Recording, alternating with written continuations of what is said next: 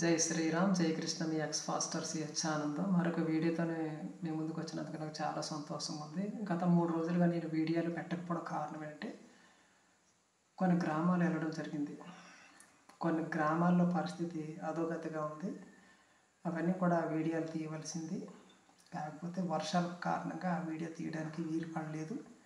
అంచేత ఇంకోటి ఏంటంటే అంత బురద, ఇంకోటి వెహికల్ ఒకటి లేదు, ఇంకోటి ఏంటంటే ఆర్థిక పరిస్థితి, ఇంకొకటి నటకతో పాటు అనారోగ్య సమస్య ఒకటి. జై శ్రీరామ్. అంచేత వీడియోలు తీయలేకపోయాను, కానీ గ్రామాలు మాత్రం దర్శించడం జరిగింది. గ్రామాల్లో పరిస్థితి అధోగతిగా ఉంది. జై శ్రీరామ్. ఇక నుంచి వీడియోలు రెగ్యులర్గా వస్తాయి. రేపటి నుంచి వీడియోలు రెగ్యులర్గా వస్తాయి. ప్రతిరోజు సాయంత్రం 5 గంటలకి ఒక వీడియో అప్లోడ్ చేయడం జరుగుతుంది. బైబిల్ గురించి చెప్పడం జరుగుతుంది.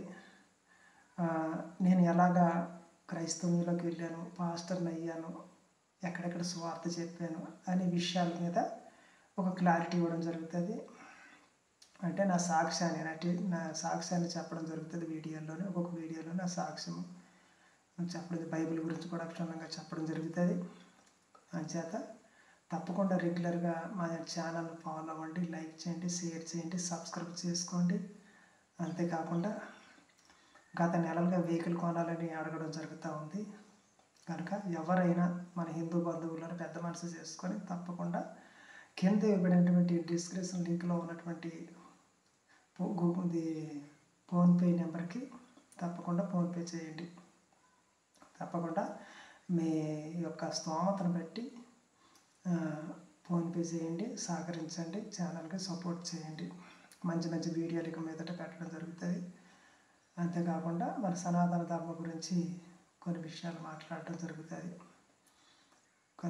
కనుక ఇది ప్రతి ఒక్క మన యొక్క హిందూ బంధువులు తెలుసుకోవాలి. పరిస్థితులు బాగోలేదు, ప్రభుత్వం యొక్క పరిపాలన బాగోలేదు, ఆ పరిపాలన కింద ఉన్నటువంటి ప్రజల యొక్క దుస్థితి బాగోలేదు.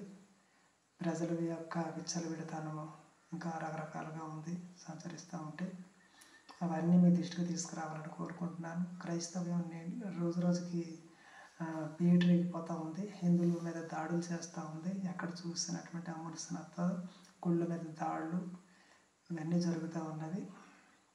ఇవన్నీ మీ దృష్టికి తీసుకురావాలని నేను ఎంతగానో కోరుతూ ఉన్నాను. కనుక ఒకప్పుడు నేను హిందువుని, క్రిస్టియన్స్లోకి పాస్టర్గా వెళ్ళి కొంతమందిని మత మార్పిడి చేయడం జరిగింది.